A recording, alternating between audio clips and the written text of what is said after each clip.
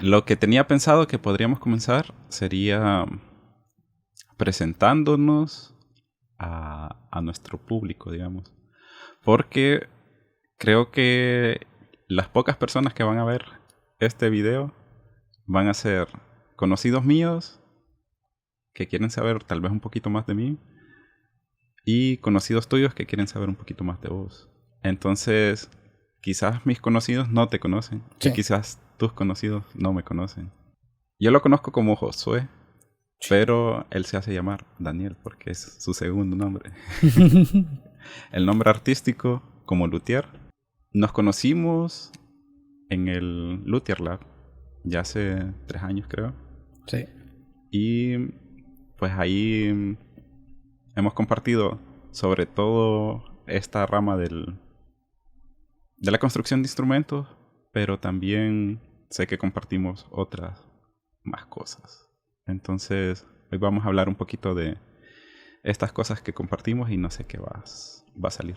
Posiblemente voy a poner como el índice en la descripción del video por si alguien quiere irse por ahí a ver los temas.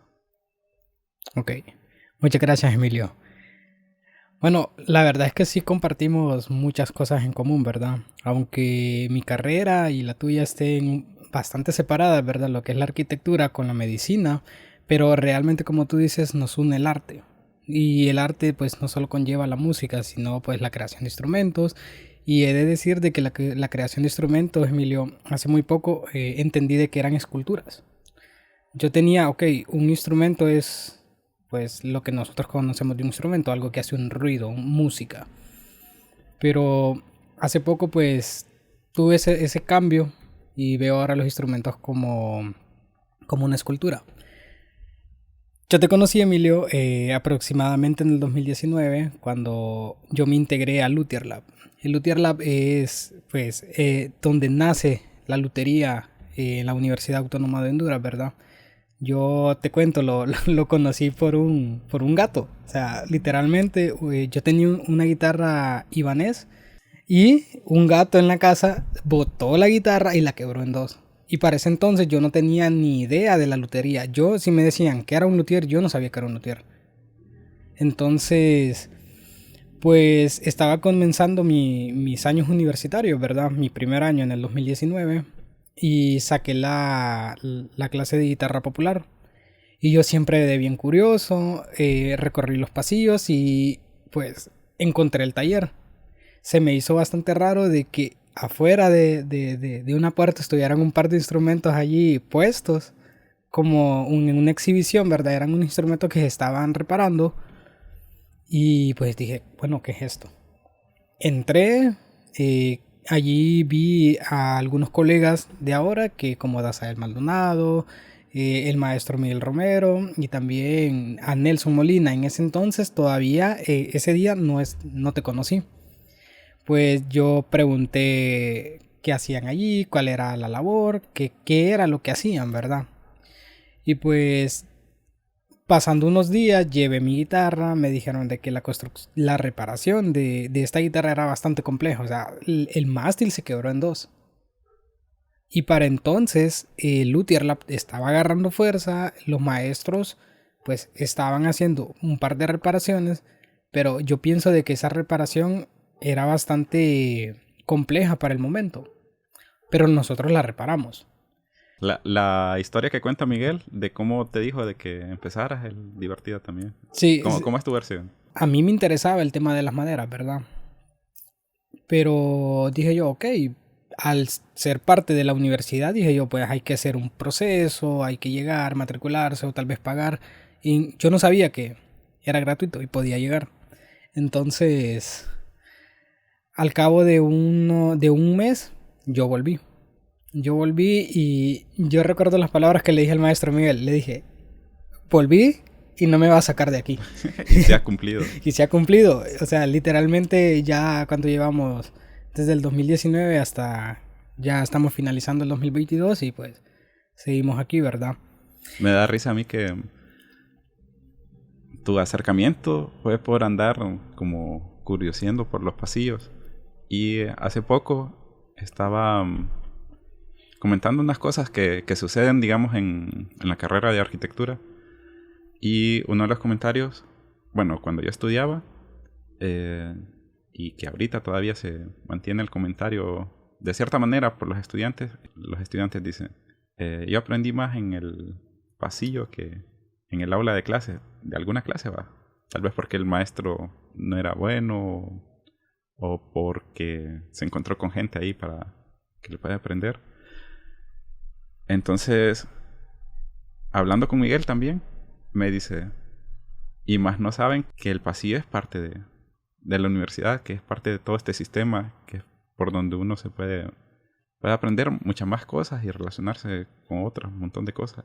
Entonces, así como vos hiciste, quizás si alguien nos escucha aquí, debería andarse dando vueltas ahí por la universidad. Yo recuerdo que cuando era estudiante también me ponía en las horas libres a recorrer prácticamente toda la universidad, aunque no era tan sociable y no hacía tantos amigos, pero sí me ponía a ver, incluso todavía ahora lo hago, viendo qué es lo que hay por aquí, qué es lo que hay por allá. Es interesante darse un par de pasadas por la universidad, ¿verdad? Como tú dices, sería interesante de que crear conciencia un poco en los alumnos, de querer investigar un poco más dentro que hay en la universidad, no solo es no solo es la carrera que uno estudia dentro de ahí, ¿verdad? He conocido un par de proyectos más adentro de ahí, tanto como el mariposario, algunos proyectos que hacen en el J de biología y son interesantes, son bastante interesantes. Pues una vez yo dentro de Luthier Lab, ahí fue donde tuve la oportunidad de conocerte, va, Emilio Lanza. Para entonces yo creí de que era un alumno, ¿verdad? O sea, yo creí que lo que conformaba el Luthier Lab solo eran alumnos, manejado por un solo catedrático, ¿verdad? Miguel Romero. Pero llegó un día y yo le empecé a hablar. Hola, ¿qué tal? Me lo presentaron, era Emilio. Y yo, perfecto, muy bien. Todavía me acuerdo de que le pedí una herramienta prestada, el router, para hacer la reparación de mi guitarra. Pero para entonces yo creía de que era un alumno. Me acuerdo de que le empecé a hablar, sí, sueltamente, como lo que hacemos entre amigos, ¿verdad? Pero un día llegó con su gafete amarillo y era licenciado de la universidad, o sea, daba clases. Y me sorprendió y el ambiente me gustó bastante porque dije, bueno, me gusta de que aunque sean catedráticos, licenciados, o sea, personas preparadas, pues yo me siento al mismo nivel. Me siento al mismo nivel de que no me humillan o no se creen más y me gustó el ambiente totalmente de mis compañeros. Fíjate que históricamente la parte del taller como lugar de aprendizaje donde hay maestros y estudiantes trabajando a la vez ha sucedido a lo largo de la historia. Por ejemplo, en pintura, que es una cosa que coincidimos, o dibujo y pintura. Por ejemplo, Leonardo da Vinci aprendió dentro de un taller de un maestro de estos reconocidos. Y él trabajó en algunas obras, se trabajaba de diferentes maneras, los que vienen empezando, así como en los talleres de carpintería que a los niños, digamos, que vienen empezando, los ponen a lijar.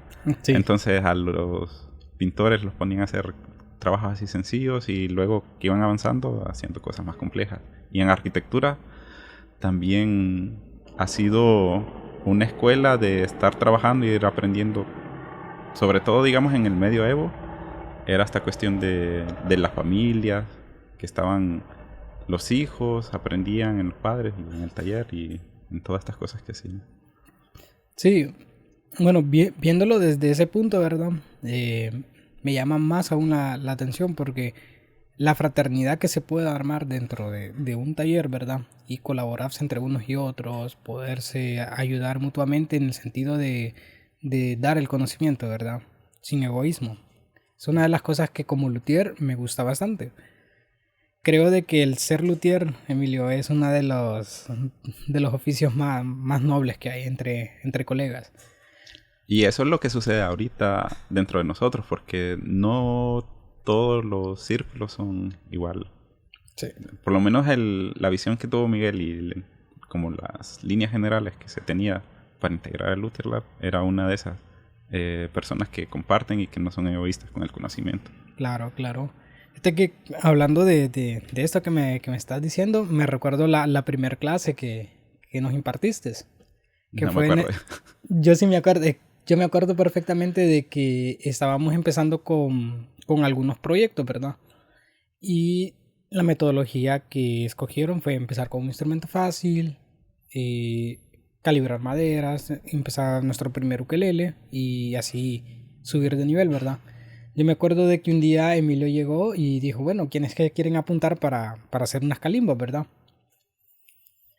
Esa es mi primer calimba, la tengo en la casa, me acuerdo que es de Guanacaste, sí, chiquita, toda descuadrada, me quedó, me quedó así, se escuchaba bien, se escuchaba bien. Fue mi primer instrumento construido en toda mi vida, ¿verdad? Ahí fue donde nos empezamos a unir, porque él como maestro, pues llegó y dijo, ok, yo voy a impartir las clases de calimba. Agarró a algunos alumnos de arquitectura, algunos miembros de Luthier Lab, y me acuerdo que estaban un par más, y fue ahí donde nos empezamos a unir, sinceramente. Yo también he sido una persona bastante apartada de las personas. No parece, fíjate. No, no parece, a lo largo, a lo largo del tiempo es un constante cambio por las necesidades de ser humano, ¿verdad? De comunicarse, de ser sociable, el poder mirar una cámara, poder hablar tranquilamente. Digo que mis círculos sociales son los luthiers de mi carrera, con pocas personas me llevo.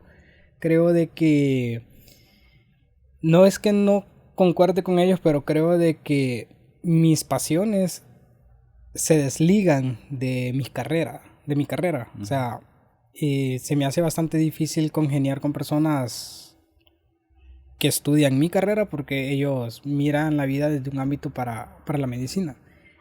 Y yo he tenido bastantes influencias artísticas, o sea, en toda mi vida. Te contaba de que desde los 7 años aproximadamente recibí mis primeras clases de carpintería, luego trabajé de carpintería. En mi casa siempre han habido herramientas pequeñas, nada complejas, ¿verdad? Uno de los primeros recuerdos que tengo con vos es que de repente un día llegaste ahí con un dibujo que creo que era un búho. Y Sí, yo dije, "Bah, este sí, muchacho sí, le hace más cosas de las que aparenta". sí, sí, Y me contaste que estuviste aprendiendo por ahí. sí. en- Sí, estuve aprendiendo cuando estuve en el colegio, cuando estaba en primero de bachillerato, creo que en el 2014 16, entre esos años, yo estaba sacando salud en la escuela, en el colegio, perdón. Y empecé a estudiar cursos libres de Bellas Artes que duraron 2 años y al final pues te daban tu reconocimiento. No era la clase completa de, de Bellas Artes, pero ahí sí me formaron en lo que era lo básico, dibujo y pintura. Es decir que me gustó mucho más el dibujo. Yo, Lo... yo cuando comencé a pintar y a dibujar, más que a pintar, fue cuando estaba en tercer curso.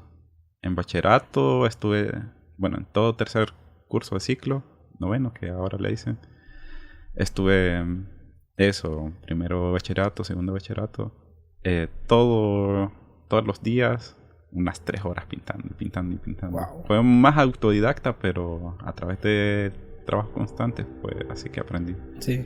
Que compartimos más o menos ahí Sí, la cuestión. sí, justamente estaba pensando en eso, que compartimos el dibujar, ¿verdad? Yo sí lo fui dejando un poco a lo largo del tiempo. Me fui cansando de dibujar porque yo lo agarré bastante, no como hobby, sino de que quería mejorar y quería mejorar. Y yo pasaba, como tú dices, horas tras horas sentado dibujando, dibujando. Y lo frustrante que es dibujar, empezar a dibujar. Y la verdad es que el dibujo me gustó bastante, especialmente el hiperrealismo. Me gustaba dibujar personas, no tanto paisajes, sino que personas. Me enfoqué bastante en personas. Es una diferencia conmigo. Yo personas nunca me ha atraído, realmente. Más bien quise desligarme de... Porque las personas buscan ver estas cuestiones casi fotográficas. Entonces, buscan eso y buscan ver dibujadas o pintadas personas. Y a mí como que me caía un poco mal eso. Y una forma de desligarme fue pintando animales como personajes, como personificando las cosas que quería decir que podría haber utilizado personas. Y la otra era como agarrar esto fotográfico, pero volverlo surrealista. Entonces eran cosas irreales y animales, digamos un elefante con patas de flamenco, viendo tu camisa. Entonces ya no me podían decir, no, las patas no están bien hechas, porque Sí. es una interpretación ahí más irreal, entonces más bien sorprende. Sí.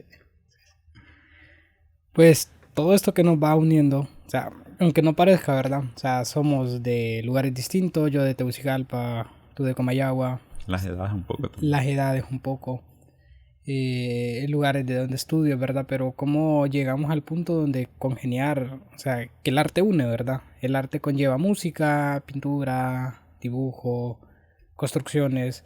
¿Has Y pensado vos alguna vez algo que dicen? Por ejemplo, ¿cuál es el mejor músico? Tal vez has escuchado vos que tocas guitarra.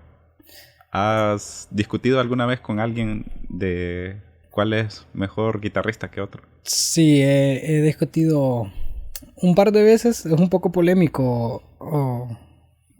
Te voy a decir mi punto de vista, mira, que me explotó la cabeza cuando me di cuenta de eso. Y justamente lo que estabas diciendo antes, de que el arte une. Recuerdo que cuando estaba aprendiendo ukelele, yo me fijé en que habían dos de estos músicos que tocan ukelele, pero así de los extremos. Uno es un hawaiano y otro es un estadounidense, pero del centro, no sé de dónde. Y las técnicas son un poco diferentes, pero impresionantes ambos. Y entonces yo quedaba viendo en los foros que cuál era mejor, o yo también me ponía a pensar cuál será mejor. Y uno tiene unas preferencias. Pero el punto en que me cambió la percepción totalmente fue cuando los vi tocando juntos. ¿En serio? Sí, entonces de ahí dije yo, qué locura esta. Uno pensando cuál es mejor que otro, pero lo que realmente debería suceder es esto, que al tocar el mismo instrumento, varios instrumentos, poderse unir y crear cosas a partir de esta unión.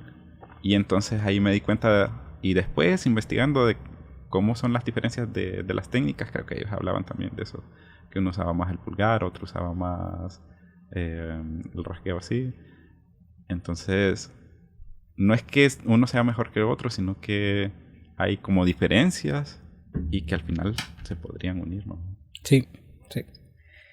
He tenido esa conversación un par de veces, no muchas, pero yo pienso de que, bueno, en mi tiempo pues pensaba de que sí, había un guitarrista, dije yo. Un guitarrista es como el mejor, pero después comprendí de que a mis gustos, pues iba a haber un guitarrista elevado, o sea, top. Pero para tal vez un jazzista, alguien que le guste el blues, otro género, pues hay un mejor guitarrista en cada lado, ¿verdad? O sea, es una percepción de nuestros gustos, que es lo mejor. Pero existen muchísimos, prácticamente escondidos y famosos, músicos increíbles. Y como me llama la atención de lo que tú me dijiste de que la música une y que une pero al sentido de que mejoran. O sea, que no es que uno es mejor que el otro, sino de que se unen y comienzan a partir de eso, de esa unión y hacer algo más increíble. Si me dejas, sigo comentando cómo construí mi primer ukelele. Ajá. Porque aquí es lo que vamos, ¿verdad? Cae la pandemia y yo comienzo a hacer mi primer ukelele. Tuve que buscar las maneras, ¿verdad? Mi casa no estaba acondicionada. Pero me acuerdo de que poco a poco arreglé un espacio de mi casa, un espacio súper pequeño. Traté de hacer un taller montado ahí con un par de herramientas, una mesita toda que se caía. Bueno, no era que se caía, pero se movía. Se movía y para nosotros los luthiers, pues la herramienta más necesaria, pues cualquiera diría que tal vez una sierra, un taladro, un serrucho. Pero en realidad lo más importante para un luthier es tener una buena mesa donde trabajar. Miguel siempre hace esa pregunta de que en las entrevistas que ha hecho, si tuviera que escoger una herramienta, ¿cuál sería? Y a mí me ha dejado pensando esa pregunta, pero yo digo que se ocupan por lo menos una herramienta por cada uno de los procesos. Y Claro. los procesos son, primero, medir, entonces ocupa algo para medir. Luego, dibujar o marcar, entonces ocupas algo para marcar. Luego ocupas algo para cortar las piezas, entonces ocupas un serrucho o algo similar. Sí. Y luego ocupas algo para unir, pegar, entonces ocupas prensas y cosas similares. También está el proceso de desgastar o adelgazar, entonces también ocupas eso. Y Sí. tallar, entonces yo creo que no podría quedarse uno solo con una herramienta, porque con una sola herramienta no se puede hacer. No se puede hacer mucho, no se puede hacer mucho. Pero la lutería, si lo miramos desde los procesos manuales, o sea, se puede construir todo un instrumento sin herramientas eléctricas, ¿verdad? Prácticamente así estuve en la pandemia. Sí. Sí. Y más que se va la luz aquí, entonces hay que conseguir algunas formas de avanzar Sí. sin energía eléctrica. No, sí, yo me acuerdo que, prosiguiendo, que cuando yo estaba haciendo mi primer ukelele, pues fue un reto total, ¿verdad? Enfrentarme con lo que es un plano, fue mi primera vez con un plano. Entender la pulgada, que no sabía cómo leer, o sea, no sabía ni eso, ¿verdad? O sea, tenía el conocimiento, pero yo manejaba los centímetros, no la pulgada. Sí. Ahorita me sorprende también que cada vez mencionas siempre cosas de pulgadas y la conversión para mí es como complicado porque trabajo con el sistema métrico, entonces sí. Es medio complicado a veces Sí, es medio entenderse. complicado. Es medio complicado. Yo me acuerdo de que el maestro Miguel me dio madera para hacer mi primer ukelele, ¿verdad? Y lo que más me dio guerra, pues prácticamente fue entender cómo usar las herramientas, ¿verdad? Ya se imaginan, en la pandemia yo solo, doblar maderas, para mí se me hizo complicado. Me acuerdo que arruiné como 8 piezas. Antes de venir aquí. Antes de venir aquí. Y pues llegó el momento donde me quedó una pieza y fue la que utilicé. Pero sin embargo dije yo, bueno, que yo necesito pues un maestro. Que fue cuando yo me pongo en contacto con vos y te digo, hey, mira, estoy haciendo mi ukelele, pero o sea, necesito ponerle el diapasón, tallar la paleta, hacerle cosas internas de las varetas que no entendía. Y es ahí cuando tú me invitas aquí a tu casa, ¿verdad? A que trabajemos. Pero tú ya llevabas un par de instrumentos construidos, ¿verdad? Para entonces, porque... ¿Cómo Sí. cuántos? Yo construí, bueno, aparte de las calimbas, un tambor de lengüeta, ya había construido 3 ukeleles porque hice 3 al inicio. Y me quedaron así, digamos, viéndolos ahora, aunque cuando los terminé yo quedaba impresionado de lo bien que estaba. Y no sé qué más era. Yo recuerdo de que cuando vine tú estabas incrustando en diapasón. Estabas haciendo un ukelele, creo que para tu tío. Sí.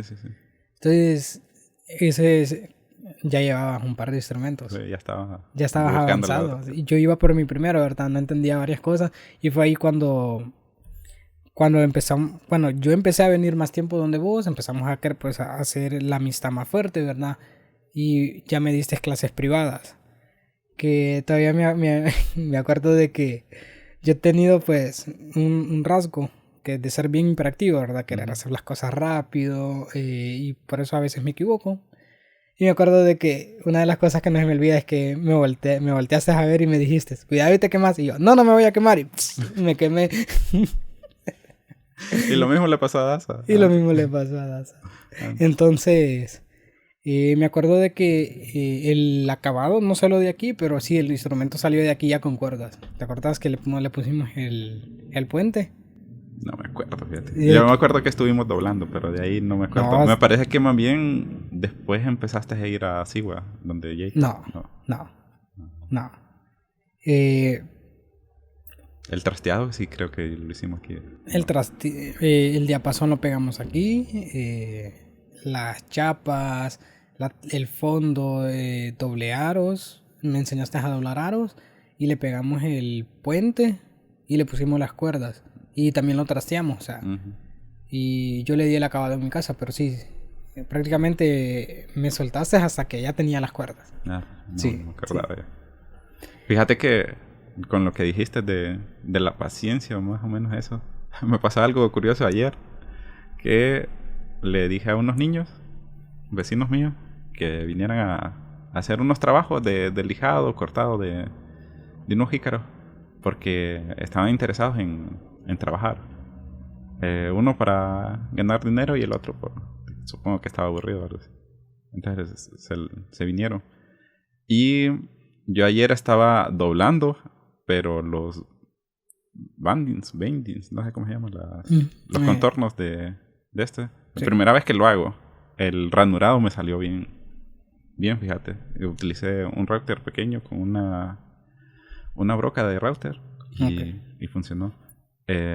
Pero las dimensiones, creo, y cómo hacer esto de adelgazar, la primera no me salió. Bueno, la segunda me salió más o menos, y la tercera, por estar escuchando el ruido de estos niños lijando y lijando, pero es que era bien fuerte como estaban lijando, me estaba desconcentrando, pero demasiado.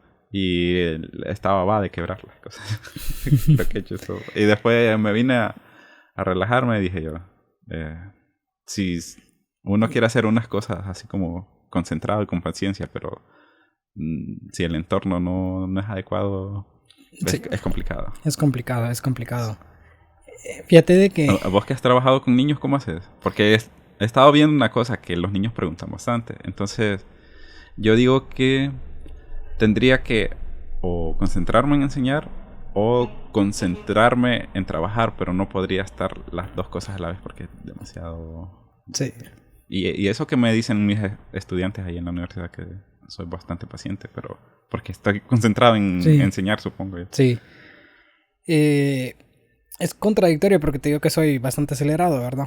Pero siempre he notado, no sé qué sea, de que, o sea, yo puedo estar hablando ahorita aquí con vos, me pueden estar apoyando las costillas y lo ignoro totalmente.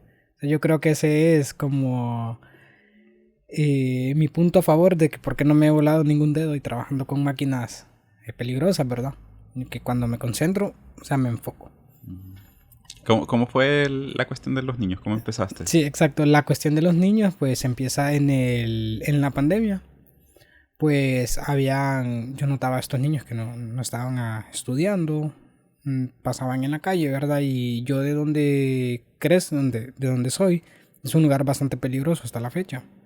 Entonces, pues se me ocurrió la idea de que, ¿por qué no enseñarles un poco de lotería, verdad? O sea, no tenía ni tengo todavía el nivel como un maestro profesional, pero dije yo, bueno, tener a estos niños un poco ocupados, ¿verdad? O sea, no teniéndolos en la calle. Entonces hablé con el maestro Miguel Romero y con el maestro Jacob y les comencé a dar clases. ¿Ya estabas yendo donde Jacob? No.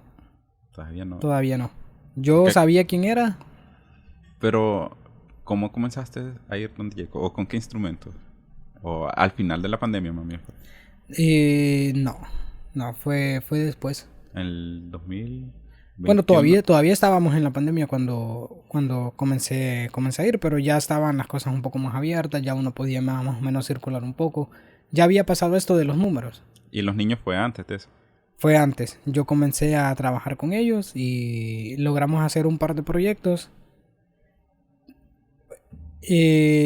Poco a poco se fueron ellos como alejando del proyecto, ¿verdad? Porque creo de que el ambiente social donde ellos estaban creciendo los tenían acostumbrados de que se les tenía que pagar por todo. Y pues yo tenía 22 años y estábamos en pandemia, no tenía un trabajo estable, ¿verdad? Ganaba mi dinero un poco de ciertas maneras. Empecé a hacer unas cajitas de regalos. Sí, y pues empecé a hacer dinero. Empecé a hacer dinero con eso y yo les propuse a ellos de que me ayudaran en ciertos procesos y yo les podía dar un poco de dinero, ¿verdad? Para que ellos compraran algún churro, si querían ayudar a sus papás o... Y con los niños sucede eso de que no es que todos se van a mantener siempre a través del tiempo aprendiendo en los proyectos. Siempre, digamos, de una cantidad de 20 van a salir 2, 1. que se van a mantener. Entonces, ahorita que Jacob está trabajando con niños, la vez pasada que veníamos en el viaje, estábamos comentando eso. Y el objetivo que debe tener uno al trabajar con los niños debe ser otro, no tanto como que permanezcan, sino que tengan la experiencia, por lo menos. Que tengan la experiencia. Entonces, pues, ahí pues abro el centro cultural, ¿verdad? ¿Ya habías construido tu primer ukelele? Yo ya ahí había construido mi primer ukelele. ¿Y habías dejado para construir estas otras cosas para generar dinero? Sí, exacto. Estaba comenzando en cómo llegué a Ciguatepeque, que fue después de estar dando clases a los niños. Pues dije yo, bueno, requiero más conocimiento, ¿verdad? Para poder enseñarles. Entonces, bueno, le escribo a un amigo y él dice de que él está comenzando a venir a Ciguatepeque con un norteamericano que pues es un luthier profesional. Y a mí me interesó bastante la oferta, ¿verdad? Pero claro, era viajar 3-4 días a la semana a clases. No solo eran gastos económicos, ¿verdad? Era el tiempo, mi carrera. Pero empecé a venir. Dije yo, no, si no me lo voy a pensar tanto y me voy a lanzar. Bueno, para hacerles un contexto, yo construí otro ukelele bajo la dirección de este norteamericano, ¿verdad? Fue todo un proceso, fue cambiar todo el proceso, cambiar mi mentalidad, y fue lo primero que él me dijo, era que él no me iba a enseñar a construir, que lo que me iba a enseñar era a tener paciencia. ¿Por qué? ¿Pero porque te conocía o...? Porque vio mi trabajo y dijo, bueno, él ya viene de construir. Y me dijo, realmente lo que uno ocupa, dice, que le enseñen es ciertas cosas para poder hacer el trabajo más pulido, pero es tener paciencia y pararse y pensar cómo se van a hacer las cosas antes de solo agarrar las cosas y hacerlas. Entonces, este ukelele fue todo un reto. Fue todo un reto porque ya venía con una construcción y cambiar a otra construcción. Como aquí tenemos el ukelele, podrías mostrarlo ahorita. Este fue pues el ukelele del que hemos estado hablando. El guanacaste, bueno, lo que es fondos, aros y tapa armónica está hecho de guanacaste. Pero tiene como estas figuras que son como negras. Esto nosotros le llamamos el veteado de la madera, la veta. Pues esta madera no era en un principio así, era como amarillita totalmente. ¿Cuándo la cortaste o cuándo? Cuando se cortó. Ajá. Pero en el proceso es que se dejó tirada la madera. ¿A dónde? Así en la intemperie. Así en un solar se dejó tirada, en Pero rollo. ¿Vos la...? No. Pero ese fue el proceso que hicieron. Ajá. Que fue para que el hongo la atacara. Fue intencional. Fue intencional, sí. Para que el hongo la atacara y agarraran estos patrones. Entonces, de esto es lo que hemos estado hablando. Y este tipo de madera es como Entonces, mi sello. Porque en los instrumentos me gusta llevar un patrón, como ponerle como esa madera que digan, ok, miro esta madera en otro instrumento, lo hizo el luthier Daniel. sí. Cuando se te acabe la madera, vas a tener que buscar otro sello. Entonces, digo yo, por eso decía que Sí, posiblemente hasta ahorita. posiblemente hasta ahorita te digo de que he estado buscando madera de guanacaste y encontré, tengo que cerrarla. Pero probablemente tenga para hacer 3-4 series de 10 ukeleles de estas. Ah, Sí, entonces por el momento estoy bien. Sí. Por el momento. Y pues les hablo un poquito de este instrumento. Es un ukelele tenor. Este es tenor. Y pues el mástil lo hice de cedro real hondureño. Este instrumento para mí pues es como la joya de la corona, ¿verdad? Fue el primer instrumento que me quedó súper bien. Me quedó súper bien y el sonido que tiene a mí me gusta. Las maderas que utilicé también fueron todo un reto. Estas maderas son difíciles de trabajar al tener tanta fibras encontradas, como la de atrás. O sea, esto no se puede cepillar con un cepillo. La de atrás es Guanacaste también, dijiste. Y el Guanacaste. Ajá. Pero También. se mira diferente. ¿Mm? Sí, como que fuera otro tipo de madera. Es que eso es lo interesante de la madera, que de un corte de árbol salen un montón de... Sí, con distintas vetas y así. ¿Mm? Y este es mi ukelele. Y pues actualmente, pues, ¿tú qué tienes proyectos por hacer? Creo que estás interesado en hacer uno de estos, ¿verdad? Porque Sí. que quieres esta plantilla. Yo empecé a tocar ukelele cuando prácticamente no era conocido el ukelele. Bueno, por lo menos aquí. Y recuerdo que yo me compré un ukelele y lo andaba ahí enseñando. Y un montón de amigos lo miraban y se consiguieron algún ukelele también.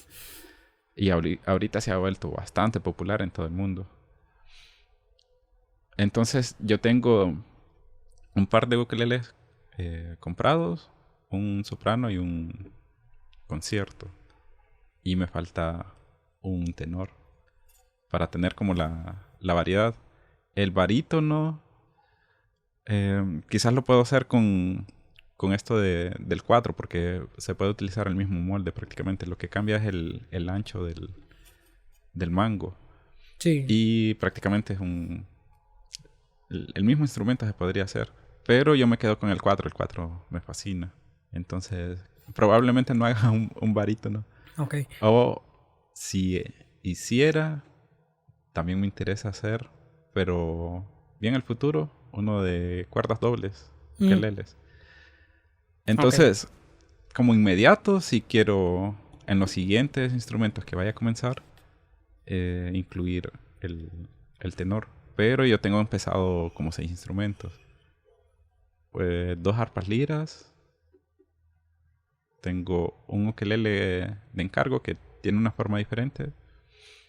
Y un timple canario que es parecido con el ukelele, pero son 5 cuerdas. Y lo relaciono bastante con el charango. Y un charango también tengo empezado. ¿Y qué otra cosa? No me acuerdo. Los 3 tengo empezados ahí un par. Te voy a enseñar también. Ok. No, entonces tienes trabajo para unos meses. Yo pensaba terminarlo ahorita en diciembre, pero ya me comió. Ya se me fue todo de diciembre. Sí. Entonces, probablemente no termine ahorita, sino que en enero. Y comenzar instrumentos sería después y a ver las clases. Entonces, aparte de ese, para mí, quiero otro 4, pero que sea más largo porque ocupo más notas para tocar algunas canciones. Entonces sería un 4 de 17 trastes, que normalmente son 14. Quiero un tenor para mí y para mí prácticamente esas 2 cosas. Pero también tengo unos encargos que ya tienen más de un año de personas que me dijeron, bueno, antes de que empezáramos con Kuzuko, y antes de ponernos de acuerdo en toda esta cuestión, ya tenía por lo menos 6 encargos. Entonces también necesito trabajar en eso. Sí. Y me llama la atención de que dijiste de que había un instrumento que te gustaba más, el 4, el 4. ¿Por qué? ¿Sentís que la construcción es mejor? ¿Se te hace más fácil el sonido para tocarlo? Mira que dentro de los instrumentos que más me gustan a mí tocar estaría el ukelele. Yo empecé con la guitarra y cuando descubrí el ukelele quedé fascinado porque pude hacer cosas que en la guitarra no podía hacer. O me costaba demasiado. Entonces, te voy a hacer una muestra aquí. La cuestión es tocar melodías y acordes a la vez. Y sería como esto.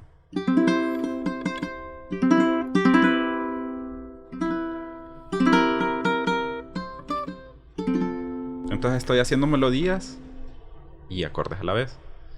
Que en la guitarra podía hacer como unas 3 cosas así, unas 3 canciones, pero yo he visto que hay gente que hace unas melodías ahí bien, bien complicadas en la guitarra.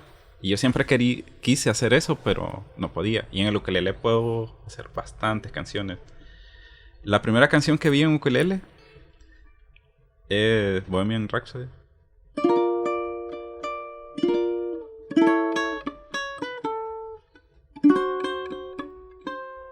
Y ahí continúa. Y una canción compleja que se puede tocar en ukelele porque quitando las 2 cuerdas se vuelve más sencillo, pero a la vez uno puede hacer más cosas porque hay menos cosas en que pensar, digamos. Yo lo pienso así. Sí.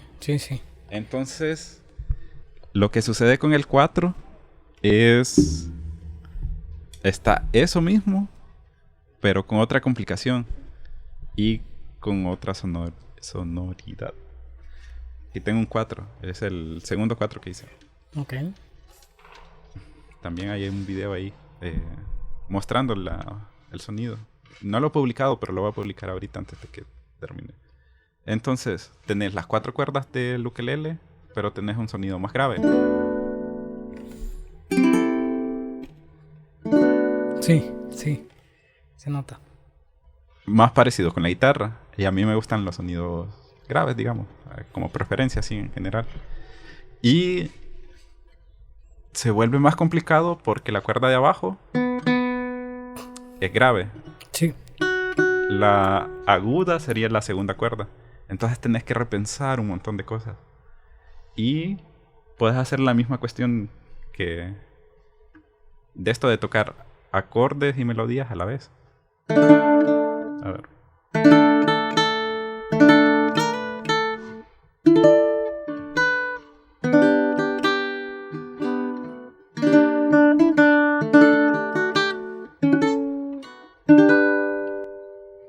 Entonces, está esta como lo mismo que podría hacer en el ukelele de tocar melodías y acordes a la vez, que es algo que me gusta bastante, con la diferencia de que el sonido es un poco más grave y que tengo que repensar un montón de cosas, de acordes, de esto. Entonces es un montón de cosas que me gustan de este.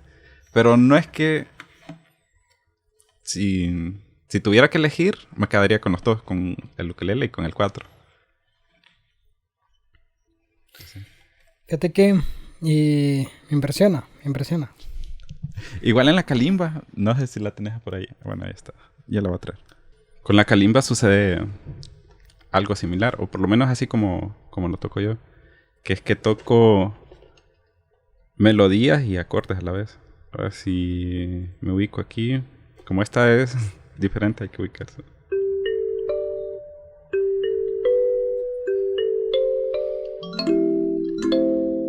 Entonces, hice melodía, hice acordes. Ambas cosas a la vez. Es un instrumento pequeño que uno lo puede andar en cualquier lado, igual el ukelele. Y por eso es que me encantó cuando empecé con el ukelele, un instrumento pequeño y portable. Sí. Fíjate que a mí me llama bastante la atención y este tipo de instrumentos pequeños. Como preferencia, yo me quedaría con el arpa lira. Me gusta bastante la kalimba. Es un instrumento que no necesitas ser músico para tocarlo. O sea, para donde tú lo toques, si quieres, puedes tenerme el ukelele, agarro la kalimba. Y sin tenerles nada preparado, yo puedo tocar una serie de notas. Con los ojos cerrados incluso. Así.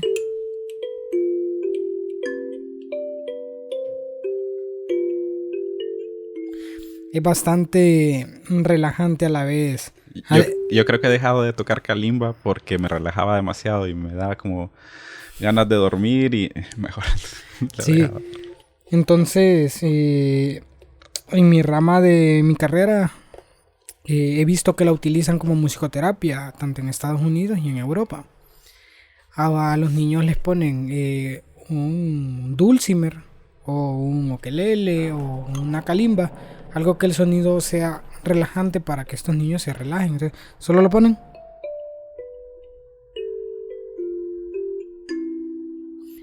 Y claramente, como tú dices, se pueden hacer acordes o sacar algunos tipos de canciones. ¿Conoces las calimbas cromáticas? Sí. ¿Has tocado alguna? No. ¿Querés ver una? Sí.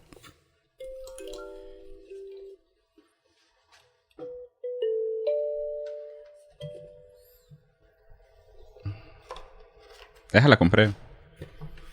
Ah, para los que no saben, esta la hizo Josué. Sí. Y se la acabo de comprar. Yo podría haber hecho, pero no, mejor se la compro. Gracias, Emilio. Muchas gracias. Esta tiene la diferencia de que las cuerdas son más graves. Esta de aquí. Son más graves. Entonces, es algo que me faltaba, tener una como más grave de la que tengo. Tengo una colección grande de calimbas también. Estas, ¿tú la compraste? Sí. La madera, si la olés, tiene un olor bien peculiar. Sí. Es de África. Ahí la etiqueta dice que se construye en África. Sí, es interesante el olor que tiene. Sí. Tiene hasta un olor como ácido. Sí, bien extraño. A ver.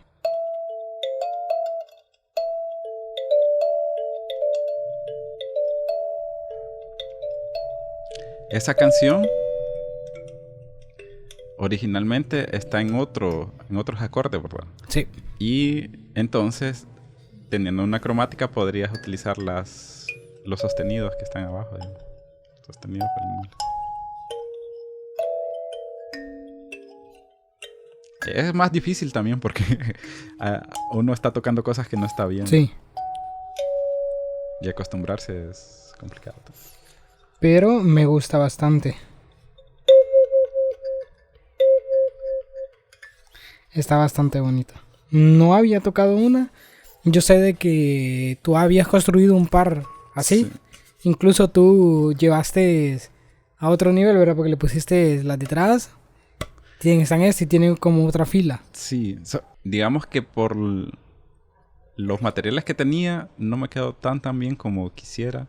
Y sé que están vendiendo por ahí. Más bien, cuando hayan disponibles, me voy a comprar una porque es otra forma de tocar también y de tener. Pero el puente, sobre todo, tiene que ser distinto. Tiene que ser 2 niveles y es más complicado. Sí, más complicado. De que me llama la atención cómo la construyeron. Me llama la atención y también de que el puente no está, las notas no están tan arriba. Si las ves con las mías, Sí. están las notas más levantadas. Y el puente está más a la izquierda a la derecha que a la izquierda. Y el sonido que tiene es como más brilloso. Aquel es como un poquito más oscuro. Aquí entra pues el tipo de madera, ¿verdad? Construcciones, cómo Y cambia. las teclas incluso. Y como estas son más... Son más duras. Sí. Son más duras. Y son más graves también. Entonces graves. afecta también. La caja es un poquito más grande también. Sí. Para mis manos está buena esta de grande. Ya había construido, ya te voy a enseñar. Esta más grande, cromática también, más grave incluso que esa. Pero las teclas son de este material que quizás no es el mejor.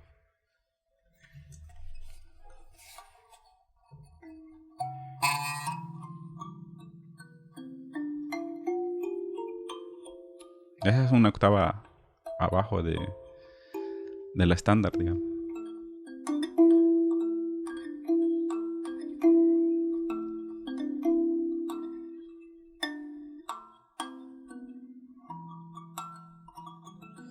Me gusta bastante. ¿Y de este lado? Es los sostenidos. Es cromática. Wow. Quizás ocupan un par de ajustes ahí para que suenen algunas teclas que ya se cambiaron. Está hermosa. Es lo bonito de estos instrumentos. Como te digo, si yo me quedaría con un instrumento, a mí me gusta la arpa lira. Es un instrumento que me fascina. Ya vas a Y construir sí, ¿Qué otros instrumentos tienes planeados para ahorita? bueno, voy a construir 3 arpas liras y ¿Pero vas a terminar una primero o una primero. Y después, no, probablemente haga las 3 de un solo. Ujú. Primero voy a hacer 2 de hormigo y una de caoba. Y voy a comenzar a hacer 20 ukeleles y como 15 guitarras. Que son para la marca Kyusuko, para los que las quieran. Ahí van a estar. Entonces va a ser todo un proceso, pero si a mí me gustaría, el arpa lira. Ujú. Incluso a mí es uno de los instrumentos de que desde el comienzo me ha llamado la atención. Incluso una vez, no sé si estuviste allí, que yo decía de que a mí me gustaría hacer un arpa completa. O sea, más grande que yo. Sí, sí. Y lo principal es que aquí en Honduras, pues no, especialmente en Tegucigalpa, pues lo que es un luthier, hasta ahorita se está haciendo un poco conocido, ¿verdad? Todo el trabajo que nosotros hemos estado haciendo, difundiéndolo, incluso por las redes sociales, YouTube. Ya nos estamos dando a conocer, pero no hay personas que toquen arpa aquí. Entonces hay que abrirle primero que tengan instrumentos para tocar y luego quien les enseñe profesionalmente a un músico, ¿verdad?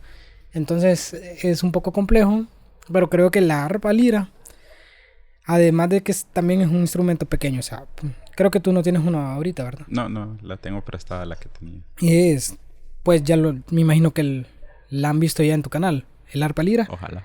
Y si no vayan a ver. Si no vayan, mírenla, ha hecho como 3 ya, ¿verdad? No, 2. 2. Sí. Y pues la verdad, pues es un instrumento del que yo me enamoré. O sea, es más o menos pequeño y se puede tocar igual que un arpa, pero es aún más relajante que una calimba. El sonido que tiene a mí me gusta más. Ah, vale. Sí, Para gustos los colores. sí. Especialmente, bueno, 2 de las arpas liras que voy a hacer van a estar a la venta. Ujú. Pero una sí va a ser para mí. Pero a mí especialmente este ukelele me ha gustado bastante bien en su sonido, la manera de tocarse, mantiene muy bien la afinación. Entonces probablemente haga una serie de este ukelele. Está bueno. Y el arpa lira es como el instrumento que sí quiero hacer. Pero, ¿Sabes qué otro instrumento quiero para mí? Una marimba. uy, Y estuve reparando, no sé si sí, chequeaste ahí, ¿verdad? sí, sí. Pero las reparaciones eran mínimas. Los que sí hice fue sacarle medidas a todo prácticamente. Genial. Entonces, con eso voy Genial. a trabajar. Pero Genial. como el trabajo es bastante largo, va a tomar Sí. bastante tiempo. Sí, Me imagino que igual con vos, todos estos instrumentos sí. van a ser bastantes meses. Van a ser prácticamente todo El próximo año. el próximo año voy a estar en eso. Creo, Emilio, de que el ser luthier, una de las cosas que, bueno, a mí personalmente me ha brindado, es ir como adquiriendo como esa paciencia. Y poco a poco no me he dado cuenta, pero el ser luthier, pues conlleva un nivel altísimo de preparación. En cuestión para terminar un instrumento, ¿verdad? En preparación, porque hay que saber cómo manejar las herramientas, cómo preparar las piezas de los instrumentos. Y poco a poco ir mejorando eso. Yo diría que, ya que hemos hablado bastante de la cuestión de construcción de instrumentos, seguramente alguna persona va a estar interesada en aprender quizás o en Sí. conseguir instrumentos. Para comprarlos a través de Kizuko, Sí. pueden buscar la página, vamos a dejar enlace en la descripción. Sí. Y si quieren aprender, tal vez les puedes dar consejos. El consejo que les voy a dar es que construyan su primer instrumento, que se lancen. No importa si les queda bien, si les queda descuadrado, no importa, porque es un aprendizaje que van a ir agarrando. Con el primero se van a dar cuenta de un mundo de posibilidades que pueden hacer para que el segundo les quede mejor. Y el segundo, ustedes van a decir, está bien, pero el tercero va a quedar mucho mejor, mucho mejor. Entonces, el consejo es que no se desanimen porque tal vez miren una guitarra en una estantería muy bien hecha y tal vez las de ustedes no, porque ustedes vienen comenzando. Pero poco a poco se van a ir acercando a eso. Muchas veces pensamos de que a la primera nos va a quedar todo bien y nos desanimamos. Bueno, Ese es mi consejo. muy bien. Y con esto cerramos. Si quieren más información, podemos dejar varias cosas en la descripción del video. Y pues esperamos tener otra charla aquí próximamente. Y seguramente van a ver videos de diferentes cosas que vamos a estar como compartiendo o haciendo Sí. a través de lo que sigue en el futuro. Muchas gracias, Emilio. Gracias a vos por venir. Igualmente.